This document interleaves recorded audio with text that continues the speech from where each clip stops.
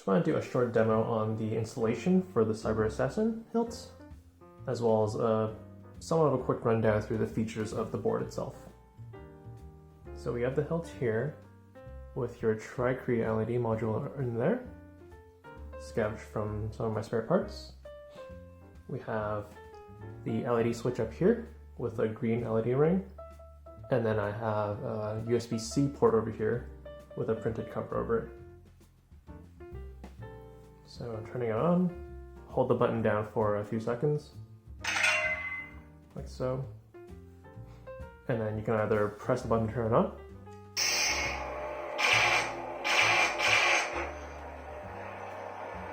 and then you can either hold the button for like 5 button blinks, turn it off, or 4, or you can do a twist, like that,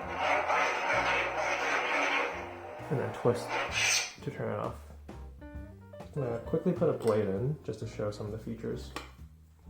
So this is just a spare blade tube that I have. It doesn't have the proper diffusion film on it. So like I said before, the emitter does have a little bit of wiggle to it, and the blade retention screw is actually a little bit lower. So there's a little bit of wiggle in the blade, so if you want to add like clear tape around the base of the blade to secure it even a little bit more, or like a thick walled blade also tends to work pretty well. So, a blaster. I think I disabled flash on clash, so let's re-enable that back. So hold for 4 button blinks. Nice off. I think that was off. Nice off. Okay.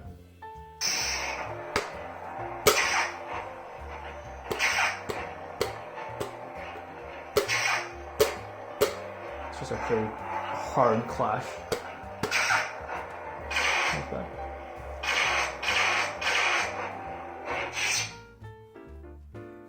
You can also change the colors, so I like to do the gesture controls for it, which is a little bit hard to show.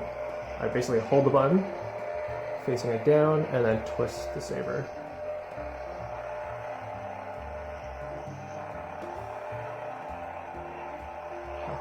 And then there's also a few blade styles, so pointing it up, do the hold, and then twist as well.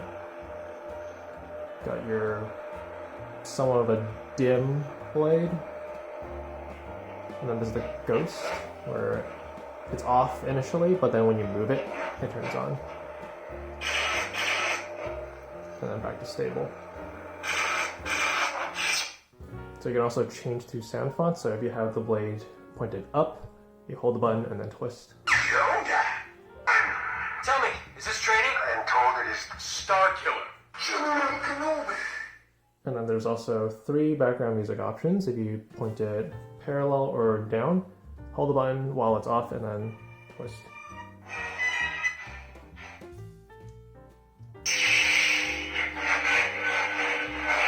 Put the speaker down here.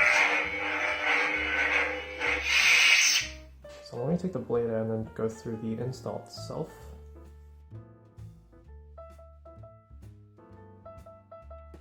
So to access the internals of the hilts, I have pretty much most of the electronics mounted on this plate, so we never want to remove this if we need to access inside of it. So to access the inside, we want it in this orientation, and we want to remove the 4 socket head screws for this plate. So let me just unscrew that.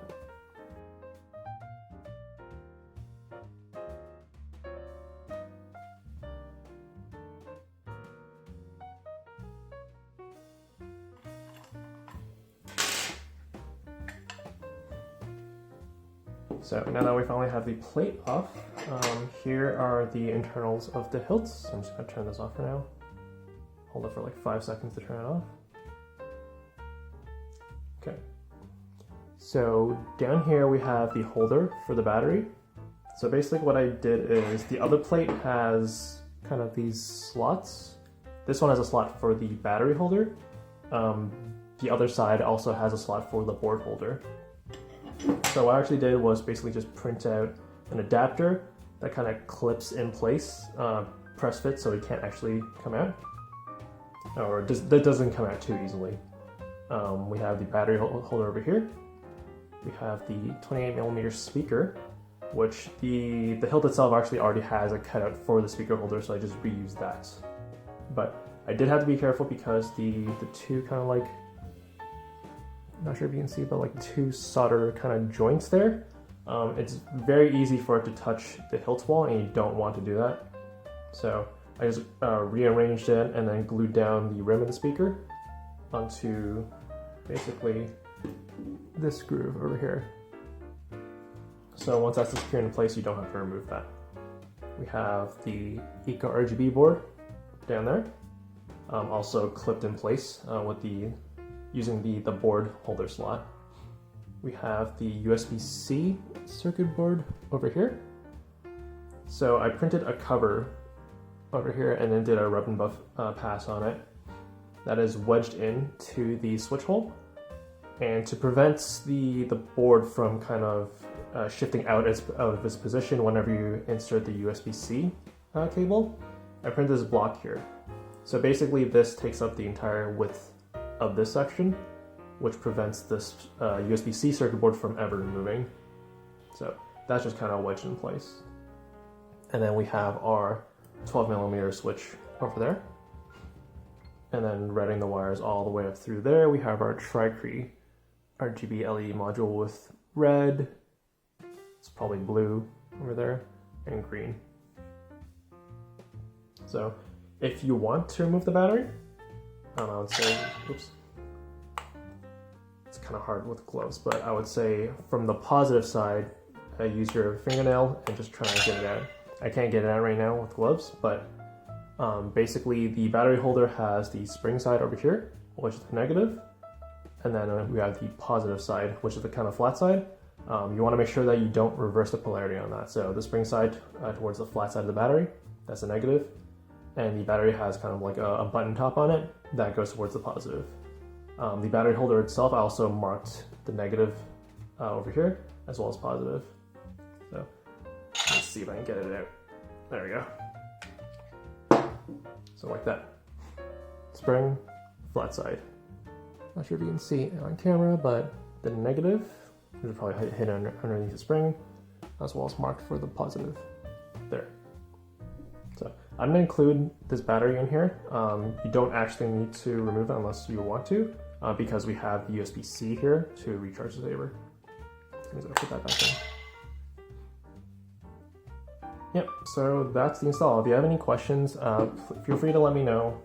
I'm also going to be sending you instructions to actually how to navigate through the features of the ECO RGB board.